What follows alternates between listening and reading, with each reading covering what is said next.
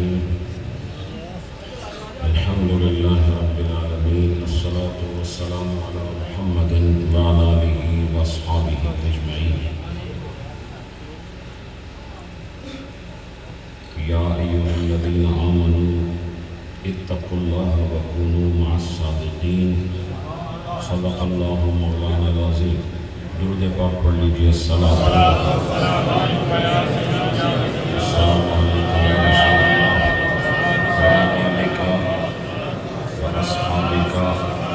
سیدی یا حبیب اللہ.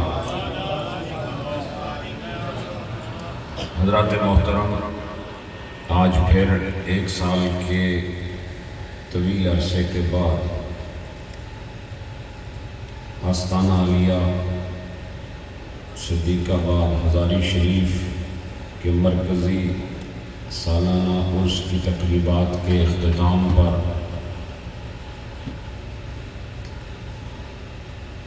چنیاڑا میں یہ محفل ذکر خدا، ذکر مصطفیٰ، ذکر اولیاء انعقاد پذیر ہے. اور ہر سال کی طرح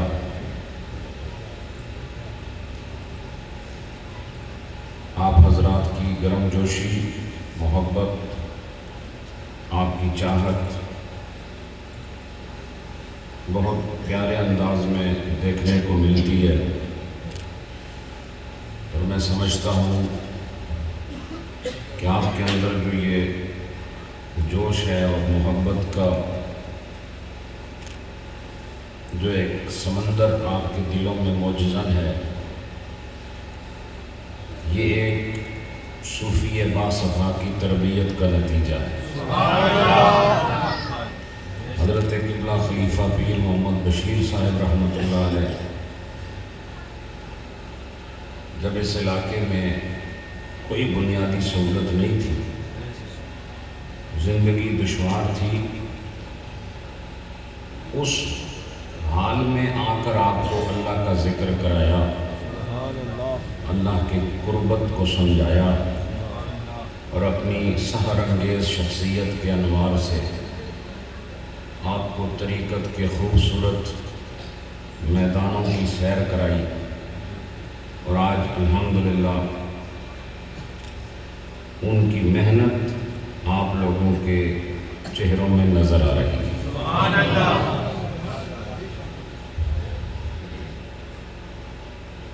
پھر اس عظیم روحانی بوجھ کو اپنے سینے میں متحمل کر کے محمول بفیضان نقش بند ہو کے صاحبزادہ پیر محمد صدیق صاحب نے اپنے والد گرامی کی محنتوں کی حفاظت کی اور ان پودوں کو پانی دیتے رہے جنہیں پیر صاحب نے اپنے ہاتھوں سے لگایا تھا. اور یہ سلسلہ فیضان کا ہمیں یقین ہے یہ آگے بڑھ رہا ہے اور بڑھتا چلا جائے گا.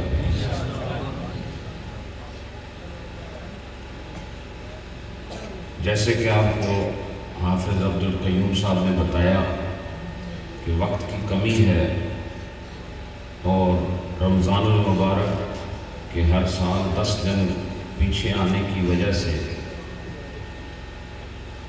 دورے کی مصروفیات کو کافی حد تک کم کرنا پڑا، لیکن انشاءاللہ ہم کوشش کریں گے کہ اس کا دورانیہ بدلا جائے اور آپ کے علاقے میں بھی اور آستانہ عالیہ ہزاری شریف کے ساتھ جتنے منسلک معمولات ہیں ان کو مزید وقت دیا جائے.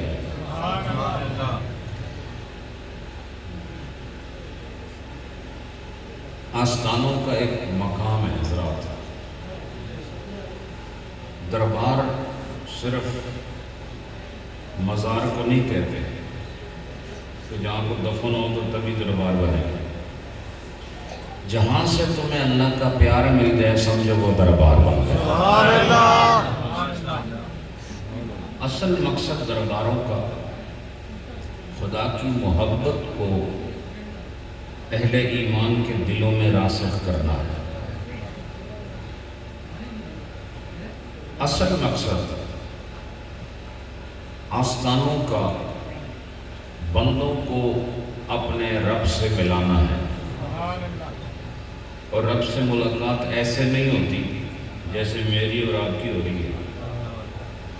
رب سے ملاقات کے انداز رب نے خود بتائے ہیں، اور رب کے ساتھ ملاقات کرنے کے لیے انسان کا تقوی دار ہونا ضروری ہے، صاحب حیا ہونا ضروری ہے، صاحب ایمان ہونا ضروری ہے، صاحب ورع صاحب زہد ہونا ضروری ہے، اور یہ چیز اپنے گھر میں نہیں ملتی، اللہ کے ولی کے در پہ ملا کرتی ہے۔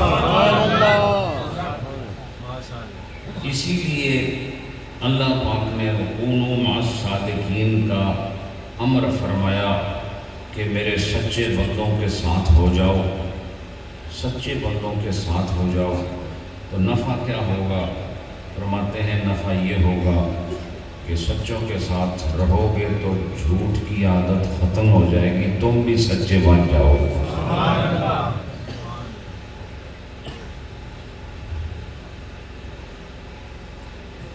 اور سچائی کیا ہے اور جھوٹ کیا ہے؟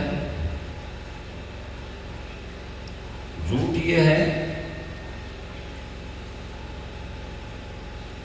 کہ جو نہیں ہے وہ آپ ثابت کرنا چاہتے ہیں، یہ جھوٹ ہے۔ اور سچ کیا ہوتا ہے کہ جو واقعتاً ہوتا بھی ہے اور آپ اس کا اس بات بھی کرتے ہیں، اس کا اقرار بھی کرتے ہیں، اس کو سچ کہتے ہیں۔ تو ولی کا کام کیا ہوتا ہے کہ جو چیز نہیں ہے آپ کے اندر اسے آپ کے مزاج کا حصہ بنایا جائے، اور جو اعمال اللہ پاک نے ہمارے لیے پیدا فرمائے ہیں ان کو اختیار کیا جائے، اور اس اختیار افعال کے فریضے کو نبھانے کے لیے اللہ نے جن لوگوں کو سب سے پہلے پسند کیا وہ اللہ کے نبی اور اللہ کے رسول ہیں، جو لوگوں کو یہ مزاج دیتے ہیں کہ وہ اللہ کے بنائے ہوئے ان اعمال کی طرف راغب ہو جائیں جو اللہ نے عبادت کے ساتھ موسوم فرمائے۔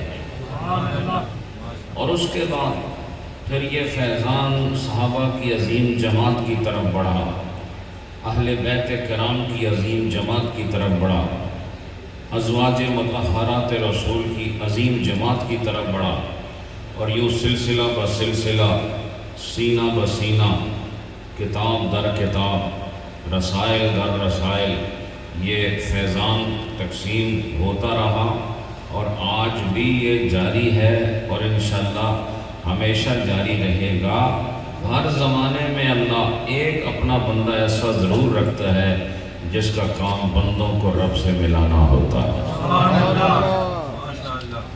اس لیے ولی کی پہچان کیا ہے کہ وہ اپنے ساتھ بٹھا کر آپ کو اللہ کی محبت میں گرفتار کر دے، لیکن اس کے ساتھ بیٹھنے کے لیے اس کی شخصیت کی تاثیر ضروری ہے۔ بھئی جسے دیکھ کے آپ کا موڈ خراب ہو جائے، طبیعت بحال نہ رہے، اس کے ساتھ تو آپ نہیں بیٹھ سکتے۔ اس لیے اللہ پاک نے اپنے بندوں کے اندر یہ بھی ایک خوبی پیدا فرمائی کہ جو ان کے پاس بیٹھ جائے دل کرتا نہیں کہ ان کی مجلس سے اٹھا جائے۔ ان کی شخصیت میں تاثیر پیدا کی جاتی ہے، ان کی شخصیت میں کشش پیدا کی جاتی ہے، ان کو پرکشش بنایا جاتا ہے، انہیں پرتاثیر بنایا جاتا ہے، تاکہ بندے اس شخصیت کے حسن میں، اس شخصیت کی شخصیت والی تاثیر میں ان کے خادم بن کر ان کے قریب ہو جائیں۔ تو جب یہ اس حسن ولایت کے اسیر بن کر، جب یہ اس کے اسیر بن جاتے ہیں اور اس کے فقیر بن جاتے ہیں، تو اس کا آخری نتیجہ یہ ہوتا ہے کہ وہ اس بندے کو اللہ کی معرفت اور عرفان الہی کا نور عطا کر دیتے ہیں، لیکن اس کے لیے شخصیت کا جاذب نظر ہونا بھی ضروری ہے۔ اسی لیے اللہ پاک نے اپنے محبوب کے ذریعے کائنات کو بتایا اذا رؤوا ذکر اللہ، جب ان کو دیکھتے ہو تو خدا یاد آتا ہے۔ یہ وجہ کیا ہے؟ اگر ان کو دیکھو خدا یاد نہ آئے تو پھر ان کے پاس بیٹھے گا کون؟ بات سمجھ آ رہی ہے؟ سب سے پہلے ان کو پرکشش بنایا جاتا ہے تاکہ لوگ ان کے قریب ہو جائیں، اور جب لوگ ان کے قریب ہوتے ہیں تو سمجھو شکاری شکار ہو گیا۔ اور مزے کی بات یہ ہے کہ دنیا کے شکاری کے ہاتھ لگ جائے شکار تو یا وہ ذبح ہوتا ہے یا وہ قید میں جاتا ہے، اور اللہ کے ولیوں کے شکار ہونے کے بعد بندہ محبت الہی میں گرفتار ہو جاتا ہے۔ تو دعا کرو کہ کسی شکاری کے ہاتھ لگ جاؤ۔ اور آپ کو پتہ ہے شکاری کیا کرتا ہے؟ وہ شکار کو اپنی طرف کھینچنے کے لیے وہ بھی کشش پیدا کرتا ہے، ایسا ہے کہ نہیں؟ کشش ضرور پیدا کرتا ہے، یا دانہ ڈالتا ہے یا ویسی آواز نکلتا ہے، ایسا ہی ہے نا؟ تو پھر پرندہ یا جو بھی شکار ہے وہ سمجھتا ہے کہ یہ میرے جانے کی جگہ ہے، اس کو پتہ نہیں کہ اس کے پورے پھنسانے کا بندوبست ہے۔ تو شکاری کا جال تو یہ کہ وہ دانہ ڈالتا ہے، لیکن اللہ کے ولی کا شکار کیا ہے کہ وہ دانہ بناتا ہے، دانہ نہیں ڈالتا، وہ دانہ بناتا ہے۔ اور دانہ کیسے بناتا ہے کہ اللہ نے چہرے پر اپنی نورانیت کے جلوے بکھیرے ہوتے ہیں، لوگ دیکھتے ہیں تو دیکھتے ہی رہ جاتے ہیں اور اس کے ساتھ ہو جاتے ہیں۔ بس یہ سمجھ لو کہ وہ ان کو شکار بنانے کے لیے اللہ نے ان کے چہرے میں اپنا نور رکھا ہوا ہے، اپنے محبوب کے جلوے رکھے ہوئے ہیں تاکہ بندے شکار ہو جائیں اور گرفتار ہو جائیں، اور گرفتار ہونے کے بعد تربیت کا حصہ بن جائیں، اور جب تربیت مکمل ہو جائے اور وہ قید خانے سے آزاد کریں تو پھر دیکھو ان کے سروں پر خلافت کی دستاریں باندھ کر باقی مخلوق کی رشد و ہدایت کے لیے بھیج دیا جاتا۔ قید سے آزاد ہونے کے بعد وہ لوگ بھی اس مقام کے حامل ہو جاتے ہیں کہ پہلے وہ کسی کا چہرہ دیکھ کر قائل ہو گیا تھا، اب لوگ اس کا چہرہ دیکھ کر قائل ہو رہے ہیں۔ پہلے بلال حبشی کو تو کوئی نہیں پوچھتا تھا اور نہ صدیق اکبر کے ساتھ کسی کا ایسا رابطہ تھا، لیکن جب وہ شکار ہوئے اور اس قید میں رہے تو کائنات نے پھر ان کا نظارہ کیا۔ تو یہ طریقت کا رشتہ اس لیے قائم کیا جاتا ہے تاکہ دلوں کا جہان آباد کیا جا سکے۔ اس لیے فرمایا سچوں کے ساتھ ہو جاؤ، سچوں کے ساتھ ہو جاؤ۔ اور جس کو اللہ سچا فرما رہا ہے کونوا مع الصادقین، یہ سچے کون ہیں؟ یہ سچے وہ ہیں جن کو اللہ نے قرآن اور حدیث کا علم بھی دیا ہے۔ یہ سچے وہ ہیں جن کی راتیں تہجد میں بسر ہوتی ہیں۔ یہ سچے وہ ہیں، ابھی قاری صاحب نے پڑھا یبیتون لربہم سجدا وقیاما، اس کا مطلب کیا ہے کہ سچے لوگوں کی ایک علامت یہ بھی ہے کہ وہ رات گزارتے ضرور ہیں لیکن یا بحال سجدہ گزارتے ہیں یا بحال قیام گزارتے ہیں، یا قیام کی حالت میں رات گزر جاتی ہے یا سجود کی حالت میں رات گزر جاتی ہے۔ تو بولو جن کی رات اتنی روشن ہے ان کا دن کتنا روشن ہوگا؟ جن کی رات کو اللہ نے اتنا ممتاز بنایا ہے، بتاؤ ان کے دن کا عالم کیا ہوگا؟ بلکہ میں یہ بھی کہہ دینا چاہتا ہوں جب اللہ والا اللہ کو راضی کرنے کے بعد ہی اللہ والا بنتا ہے تو پھر یاد رکھو اس کا دن بھی دن ہے، اس کی رات بھی دن ہے۔ اس کے دن کا تعلق سورج کے ساتھ نہیں ہے، سورج کے جو احکامات ہیں وہ اور ہیں، جب ان کا مرحلہ آتا ہے تو ان احکامات کی بھی پابندی کرتا ہے، لیکن صوفی اپنے حال میں ہو تو پھر ہر وقت اجالے میں ہوتا ہے، ہر وقت روشنی میں ہوتا ہے۔ چونکہ خدا کا ذکر جو کر رہا ہوتا ہے، وہ جب خدا کا ذکر جاری ہو تو سمجھ لو ادھر اب تاریکی نہیں آ سکتی، وہاں روشنی کا قبضہ ہو جاتا ہے۔ تو پھر اللہ کا ولی وہ ہے جس کے دل میں بھی نور ہے، جس کی زبان میں بھی نور ہے، اور جس کے چہرے پر بھی نور ہے۔ سبحان اللہ۔ ولی صرف وہ نہیں ہوتا جس کی رنگت گوری ہو، ولی وہ ہوتا ہے جس کا دل روشن ہو، ولی وہ ہوتا ہے جس کی زبان سے نور نکل رہا۔ اور پھر ان دونوں انوار کے نتیجے میں اللہ چہرے سے بھی نور نکال کے دکھا دیتا۔ اور فائدہ کس کو ہوتا ہے؟ فائدہ ان کو ہوتا ہے جو اس نور کا نظارہ کرتا ہے۔ اس کا فائدہ تو ادھر ہی ہو گیا تھا جب یہ اللہ کا ہو گیا، اس کے اپنے فائدے پورے ہو گئے، لیکن اب اس کے فائدے سے دوسروں کو فائدہ دیا جا رہا ہے، اس کی شخصیت سے دوسرے کی شخصیت کو بنایا جا رہا ہے۔ یا یوں کہہ دوں تو آسان ہوگا کہ ایک چراغ سے ہزاروں چراغوں کو روشن کیا جا رہا ہے۔ اور یہی کچھ ہوا ہے۔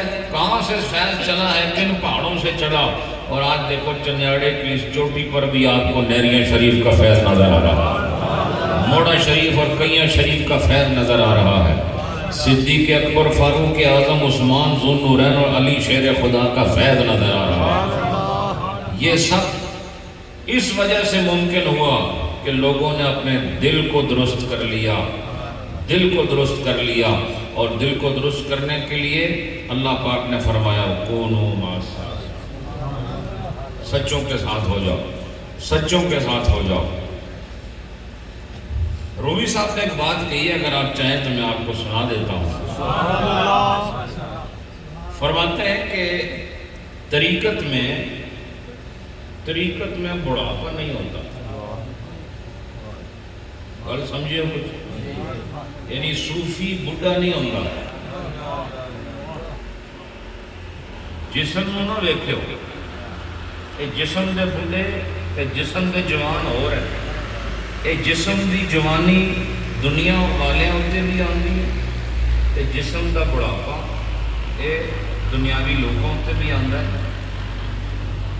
اے بڑھاپا اور جوانی دنیاوی لحاظ نہ ہے، لیکن جناب رومی فرماندے ہیں کہ تو خود اگر کسی جوان دے ہاتھ لگ گیا تو تینوں بڈھا نہیں ہون دین لگا، سمجھے کہ کسی جوان کے ہاتھ لگ گیا نا وہ تجھے بوڑھا نہیں ہونے دے گا۔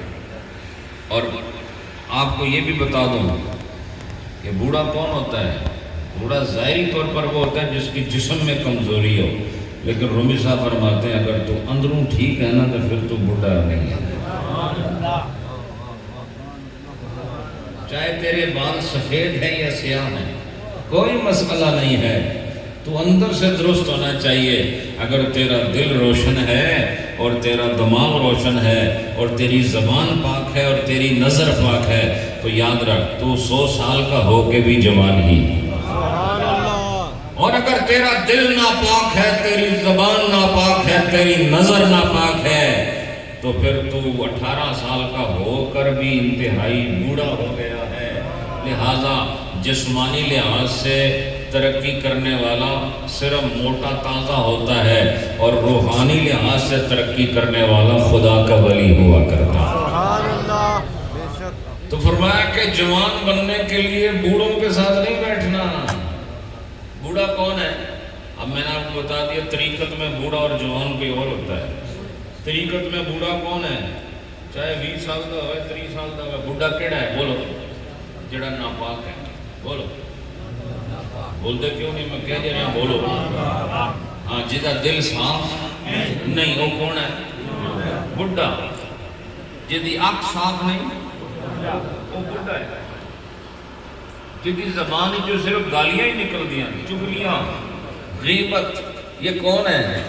یہ 20 سال کا ہو کے بھی جوان نہیں، بلکہ تو رومی صاحب فرماندہ ہے جب تو جوان ہونا چاہتا ہے تو جا کسے جوان دے لڑ لگ گیا، کسی جوان کے ہاتھ میں ہاتھ دے۔ پھر جب جوان کون ہوگا؟ فرما جو اندر سے بھی پاک ہے، جو باہر سے بھی پاک ہے، یہ جوان ہو گیا ہے۔ اور جو جوانوں کے ہاتھ میں ہاتھ دے دیتا ہے وہ جوان اپنی جوانی کی طاقت سے اسے بھی جوان بنا دیتا ہے۔ یہ ہے اصل جوانی۔ تو جسے ایسی جوانی مل جائے یاد رکھو پھر اس سے ہر طرز کی ناپاکی کو دور کر دیا جاتا ہے اور وہ محفوظین کی جماعت میں شامل ہو جاتے ہیں. معصومین تو نہیں لیکن محفوظین کی جماعت میں شامل ہو جاتے ہیں. تو رومی صاحب فرماتے ہیں ایسا کر ان لوگوں کے ساتھ بیٹھ کہ جن کے اندر معنی زندہ ہے.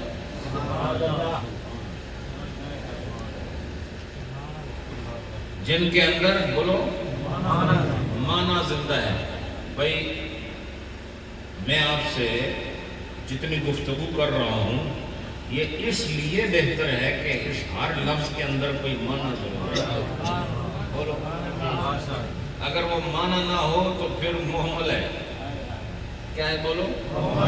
محمل کلام کرنا عبث ہوتا ہے. محمل کلام کرنا مکروہ ہوتا ہے. محمل کلام کرنا یہ حکمت کے خلاف ہے. محمل کلام کرنا یہ نفع سے خالی ہے.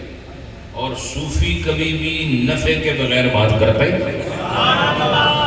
اس سے بڑا تاجر کوئی ہے؟ اس سے بڑا امیر کوئی نہیں ہے. تم صرف پیسوں کو ہی ہمارا سمجھتے ہو. لے جس کو خدا نے اپنی رضا دے دی اس سے بڑا امیر کون ہو سکتا ہے؟ ارے جو تھوڑا سا سر جھکائے اور نبی کی زیارت ہو جائے اس سے بڑا امیر اور کون ہو سکتا ہے؟ ارے جو ایک نگاہ گناہگار پر ڈالے اسے خدا کا ولی بنا دے اس سے بڑا امیر اور کون ہو سکتا ہے؟ اصل امیر تو یہ لوگ ہیں جن سے خدا راضی ہو گیا ہے. تو فرمایا کہ اصل لفظ نہیں ہوتا اصل معنی ہوتا ہے. بولو اصل لفظ نہیں ہوتا اصل کیا ہوتا ہے؟ معنی ہوتا ہے. فرمایا اصل صورت نہیں ہوتی اصل دل ہوتا ہے.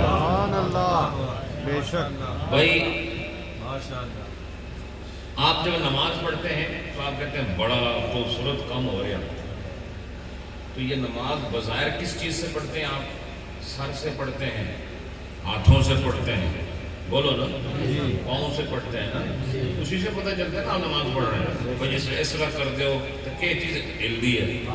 ہاتھ ہلے نا, پھر ناچتے ہوتے بند لیں گے, یہ بھی ہاتھوں کا حرکت ہے کہ پھر کھڑوتے ہوئے ہو, یہ بھی ایک عمل ہے جسم کا. پھر رکوع بھی جانتے ہو, یہ بھی ایک جسم کی حرکت ہے. پھر سجدہ کرتے ہو, یہ بھی جسم کی حرکت ہے. تو فرمایا اصل جسم تو نماز نہیں پڑھ رہا, جس لئے اندروں آواز آئے اس لئے سجدے ہوتے ہیں, اندروں فیصلہ ہو جائے اس لئے قیام ہوتا ہے, اس لئے اندروں بندہ پاک ہو جائے اس لئے سبحان ربی الاعلیٰ کی تسبیح پڑھی جاندی ہے. پتہ چلے جس لئے اندر صاف ہو گیا تو باہر بھی صاف ہو جاندہ ہے. اندر نو مانا کہندے ہیں, مانا ہمیشہ لفظ دے اندر ہوندہ ہے, مانا ہمیشہ لفظ دے اندر ہوندہ ہے. اور میں اللہ دے جڑے ولیاں اے اہل مانا ہیں. کون ہے؟ یہ اہل لفظ نہیں ہے جو جسم کو حسین بنانے کے پیچھے لگے ہو, جو صرف لباس کے محتاج رہ جائیں. یہ اہل لفظ ہوتے ہیں اور اہل معنی وہ ہوتے ہیں جو ہر وقت اپنے باطن پہ نظر رکھتے ہیں, ہر وقت اپنے قلب پہ نظر رکھتے ہیں, ہر وقت اپنے سینے کے اندر والے جہان پر نظر رکھتے ہیں. تو یہ اہل معنی ہے. کون ہے بولو؟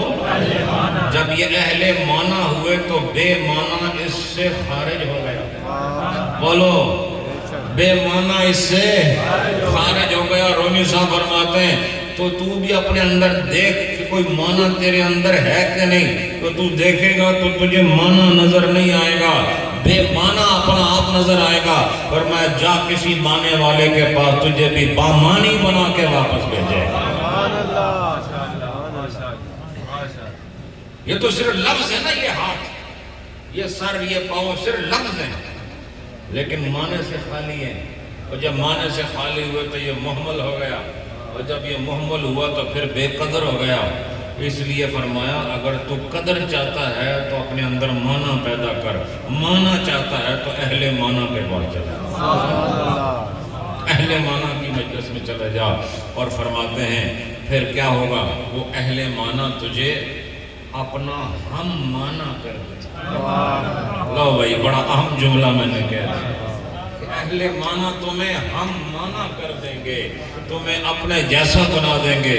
اور جب اپنے جیسا بنا دیا تو پھر پچھلی بات کرنے لگا ہوں، کیونکہ وہ جوان ہے اس لیے تمہارا بڑھاپا تم سے لے کے تمہیں بھی جوان بنا دیں۔ پتہ چلا اللہ کے ولی ہونا شرط ہے، یہ یاد رکھو، وہ مصیبت نہ ہوئے، ہونا ولی چاہیے۔ اگر وہ اللہ کا ولی ہوا پہلا کام کیا کرے گا؟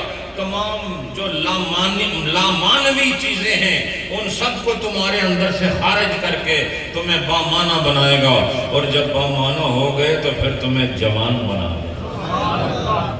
اور جوان بننے کے لیے بامعنی ہونا ضروری ہے۔ اور پھر تم نے جب ایسی جوانی حاصل کر لی تو میں اب آپ کو یہ بھی بتا دیتا ہوں، جوانی اسے کہتے ہیں جس میں طاقت ہو۔ بس آخری گلا ہے، شعر کوئی پڑھنا ہے تو میں جان چھوڑنا نہیں توڑے کو، مجھے آگے جانا ہے۔ جوان کون ہوتا ہے جی؟ جو طاقت والا۔ وہ 80 سال کے اللہ کے ولی ان کے بازو تو وہ مشکل اٹھتے ہیں جی۔ رومی صاحب فرماتے ہیں یہی تو تمہارا دھوکہ ہے، تم بازو کی حرکت دیکھ رہے ہو، تم اس باز کی پرواز نہیں دیکھ رہے، تم صرف طاقت بازو کی دیکھنا چاہتے ہو۔ فرمایا یہ جو جوان ہیں نا، ان کی طاقت اس لیے نہیں کہ ان کے ڈولے نظر آئیں اور چوڑی چھاتی نظر آئے، یہ جوان طاقت والے ہیں، اس طاقت کے زور سے یہ شیطان کا مقابلہ کرتے ہیں۔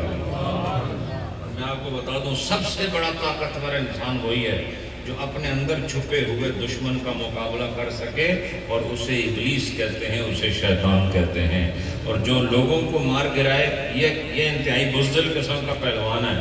اصل پہلوان وہ ہے جو اپنے اندر چھپے ہوئے دشمن کو گرا سکے، اور جس نے ایسا ہنر حاصل کر لیا اسے جوان کہتے ہیں۔ اور جو جوان ہوتا ہے وہ بامعنی ہوتا ہے، اور بامعنی کہاں سے ہوتا ہے؟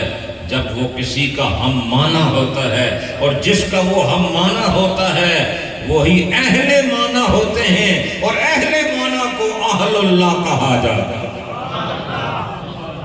اہل معنی کو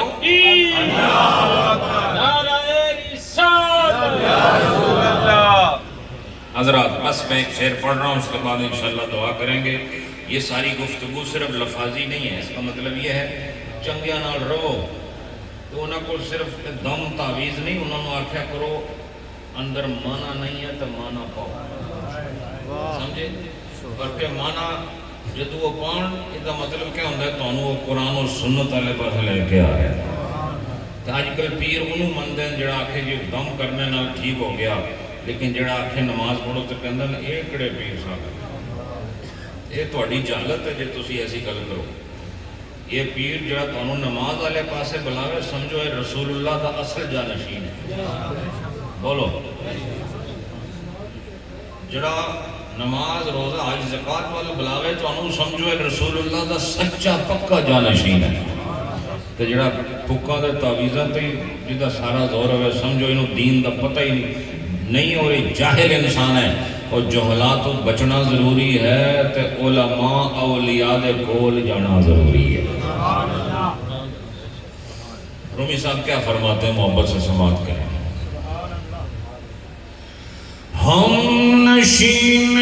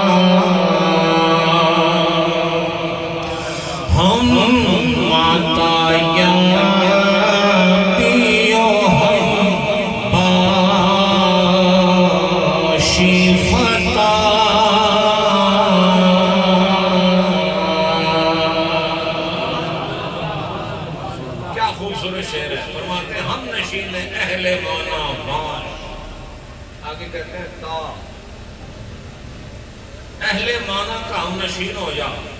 تا کا مطلب ہے تاکہ ہم نشین اہل معنی باش تا اہل معنی کا ہم نشین ہو جا، ان کے ساتھ بیٹھ جا. تا کا مطلب کیا؟ تاکہ ہم عطا یابی و ہم باشی فتح. فتح کہتے ہیں، فتن کہتے ہیں عربی زبان میں جوان کو. کسے کہتے ہیں؟ جوان کو. تو فرماتے ہیں کہ جب تو اہل معنی کے پاس بیٹھے گا تو کیا ہوگا؟ ایک تو تجھ پر عنایات ربانی کا نزول ہوگا اور دوسرا وہ تجھے جوان بنا دے. تو فرمایا کہ اگر تو روحانیت کے اعتبار سے جوان بننا چاہتا ہے اور اپنے اندر سے جو غیر معنوی صفات ہیں ان کو نکالنا چاہتا ہے تو پھر اہل معنی کا ہم نشین ہو. سبحان اللہ. پاکوں کے ساتھ رہنا سیکھیے حضرات. یہی ہے سب سے خوبصورت نسبت. پیر ہو لیکن رہنما بھی ہو. سبحان اللہ. بے شک. پیر ہو اور مصلی رسول پہ کھڑے ہونے والا امام بھی ہو. سبحان اللہ. پیر ہو اور ممبر رسول پہ کھڑے ہونے والا خطیب بھی ہو. پیر بھی ہو، قاری قرآن بھی ہو. پیر بھی ہو اور درس قرآن دینے کا ہنر بھی رکھتا ہو. پیر ہو اور نبی پاک کی حدیثیں ایسے سینہ تان کے سنانے والا ہو اور فقہ کے مسئلے بتانے والا ہو تو سمجھ لو خدا نے تمہارا بیڑا پار کر دیا. آستانہ علیہ ہزاری شریف میں یہی ماحول ہے الحمدللہ. آپ دیکھتے ہیں کہ مشائخ کے فیضان سے اس آستانے کے اہل خانہ خود صاحب خانہ وہ مصلی پر ہمیں نظر آتے ہیں، ممبر پر نظر آتے ہیں. اور جب اللہ اور اس کے رسول کا پیغام دینے کا وقت آئے تو یہی لوگ اللہ رسول کا پیغام بھی دیتے ہیں. اس کے بعد اگر کوئی دم کرے تو پھر وہ دم کرنا ٹھیک ہے. اس کے بعد کوئی تعویذ دے تو تعویذ دینا بھی ٹھیک ہے. اور الحمدللہ اسی ناج پر آستانہ علیہ صدیقہ آباد ہزاری شریف چل رہا ہے. اس لیے اپنی نسبت جو پیر محمد بشیر صاحب کی وجہ سے اس علاقے کی اس آستانے کے ساتھ قائم ہوئی ہے، اس نسبت کو آپ نے مضبوط رکھنا. سمجھے کہ حضرت صاحب فرمایا کرتے تھے کہ ایک آدمی آیا تو اس نے کہا پیرو مینو بیعت کرو. جی حضرت صاحب فرمایا کیڑی بیعت کرا؟ 2 مہینے والی، 6 مہینے والی، سال والی، 2 سال والی؟ تو انہیں آخیا نہیں، جڑی کدے بھی نہ ختم ہوئے وہ بیعت کرو. سبحان اللہ. آپ سے میں یہی پوچھنا چاہتا ہوں کتنے مہینے کی بیعت کی تھی؟ ہمیشہ واسطے یا تھوڑے عرصے واسطے؟ ہمیشہ واسطے. تو پھر رابطہ اور ضابطہ دونوں برقرار رکھا. اللہ پاک تھوڑی خیر کرے. یہ بہت پیارے لوگوں کا علاقہ، یقین کرو وقت نہیں ہوتا ورنہ اتنے بندہ رہ. بہت سونے لوگ ہو، پیارے، تھوڑے دل صاف ہیں اور تھوڑے اتنے محنت کریے، یقین کرو جلدی نتیجہ نکلے گا. شہری بندے ہوتے محنت کرنے واسطے یہ بالکل اسی طرح ہی ہے جس طرح بندہ اتنے جا کے کوئلہ نہیں کٹتے، کتنا اوکھا ہوتا ہے، بولو نا. بس شہری بندے ہوتے کام کرنا اسی طرح ہی ہے. تو کدے کدے وہ جڑی کان ہوتی ہے وہ ٹہ جاتی ہے بندے ہوتے نہیں سمجھے. کوئلہ کٹن جانا آپ ہی کوئلہ بن جاتا ہے. تو لیکن دھیان دے لوگ یہ تھے نبی پاک میں یوں سمجھو فیض یافتہ لوگ ہیں. انہاں ہوتے تھوڑا کم کرو تو نتیجہ زیادہ دینا ہے. کیونکہ خالص لوگ ہیں، سادے علاقے میں رہنے والوں کی طبیعت سادی ہوتی ہے. جڑے لوگ کہتے ہیں بندہ فلاں بندہ سادہ بندہ ہے. سادہ بندہ کہڑا ہوتا ہے؟ جڑا خالص ہوتا ہے. سادہ بندہ ہی خالص بندہ ہوتا ہے. ماشاءاللہ. سادہ بندہ کون ہوتا ہے؟ بولو. خالص بندہ ہوتا ہے. تو جڑا خالص ہوئے وہ تو ہر بندے نو محبوب ہوتا ہے. بولو ڈالڈا کیوں چنگا ہوتا ہے یا خالص چنگا ہوتا ہے؟ دیسی کیوں. بولو دیسی کیوں شہری چ نہیں بنتا، یہ تھوڑے علاقے ہی بنتا. تو جڑے دیسی گھیو بنانے والے لوگ ہیں انہاں اتنے محنت کرو یا آپ بھی جلدی دیسی مومن بن کے خالص مومن بن کے ساری کائنات نو نظارہ کراندے ہیں۔ اس واسطے اللہ دے ولیاں واسطے زیادہ سوکھا کم اے سونے سونے علاقیاں میں اللہ دا ذکر کرا کے لوگوں نو مائل بطریقت کرنا ہے۔ اور الحمدللہ اسی کتنے پرانے سلسلے دا فیض اج بھی اتنے دیکھ رہے ہیں۔ سبحان اللہ اللہ پاک تہاڈی خیر کرے، تہاڈے دوئے جہان چنگے کرے۔ تھوڑا ذکر ہی اس کے بعد دعا۔ لا الہ الا اللہ، لا الہ الا اللہ،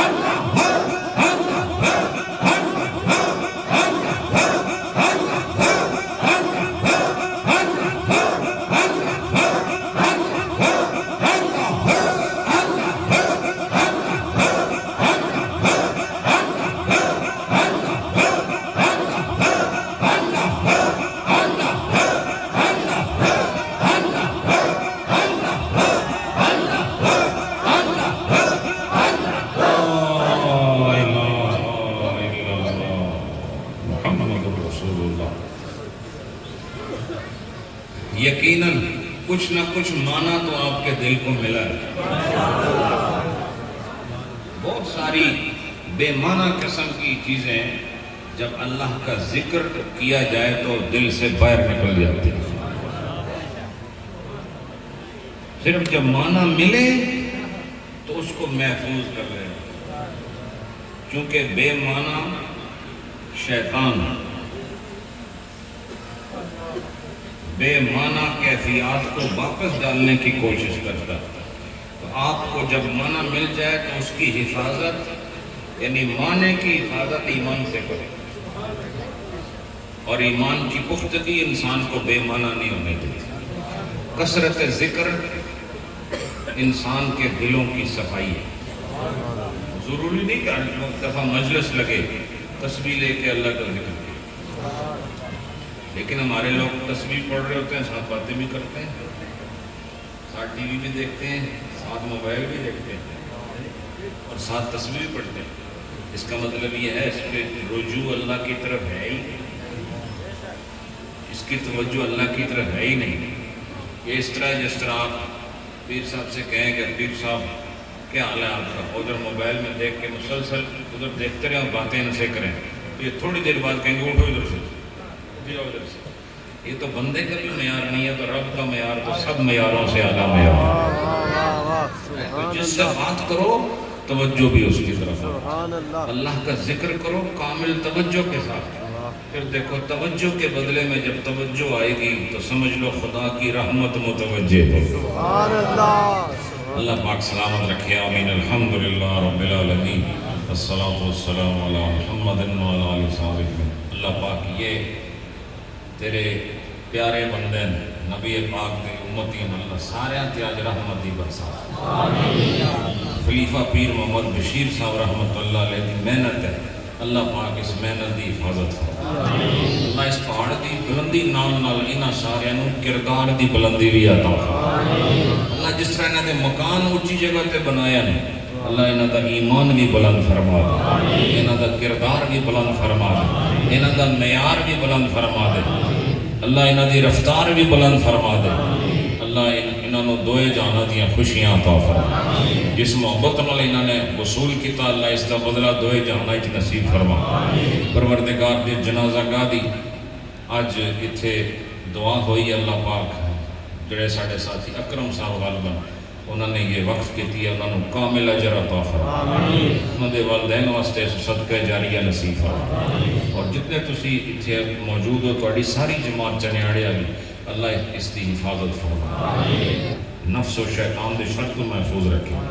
اللہ میرے تے تہاڈے کل گناہ معاف کرے. دانستہ و نادانستہ جو ساڈے کل سرزد ہویا نبی پاک دے صدقے الہی سانو معافی عطا فرما. اللہ ہر ایک دا سینہ روشن فرما، ہر ایک دا دل صاف فرما، ہر ایک نو روحانی کیفیات عطا فرما. اللہ سارے دی بیماریاں دور فرما، اللہ تکلیفاں دور فرما.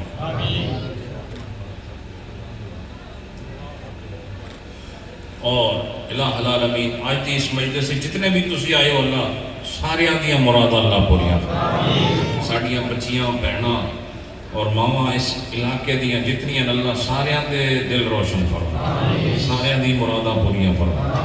جنہاں دی اولاداں نہیں اللہ انہاں نوں نیک اولاد عطا فرما. جنہاں نوں الہی کراں وچ نا اتفاقی دا سامنے اللہ اتحاد و اتفاق عطا فرما. جڑے لوگ تنگ دست ہیں اللہ انہاں دیاں تنگ دستیاں دور فرما. جنہاں دا کوئی پوچھنا والا نہیں اللہ تو انہاں دی دستگیری فرما. رب العالمین رب کائنات سانو ایمان دی حفاظت عطا فرما، جان دی حفاظت عطا فرما، عزت آبرو دی حفاظت عطا فرما. اور سارے نو الہی اپنا نیک بندہ بنن دی توفیق عطا فرما. سارے نو قرآن پڑھن دا شوق عطا فرما. سارے نو 5 وقت نمازی بنا کے اللہ اپنی بندگی دا ذوق عطا فرما. اللہ انہاں نو قائم اللیل بھی بنا تے صائم الدہر بھی بنا. اللہ انہاں دیاں کل نیک مراداں پوریاں فرما. پروردگار رب کائنات اس محفل کا ثواب پیر محمد بشیر صاحب رحمت اللہ علیہ نصیب فرما.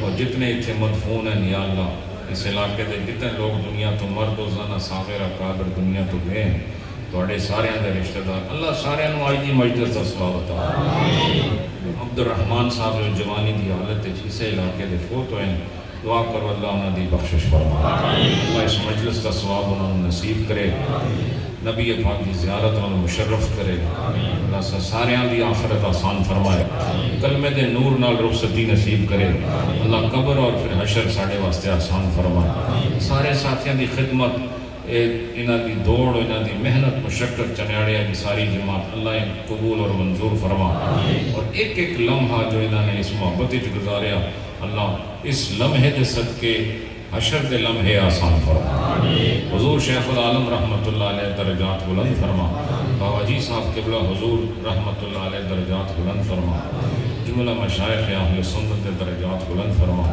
اللہ سارے نو سکون علی ایمان علی زندگی نصیب فرما اور اللہ اپنے رحمت کی برسات برسا دے بارش کی کمی ہے اللہ یہ کمی پوری فرما دے اس مجلس سے جڑا بندہ تینوں محبوب ہے اللہ اس دے صدقے اس پورے علاقے ہوتے بارش کا نزول فرما ربنا تقبل منا انك انت السميع العليم وتب علينا انك انت التواب الرحيم برحمتك يا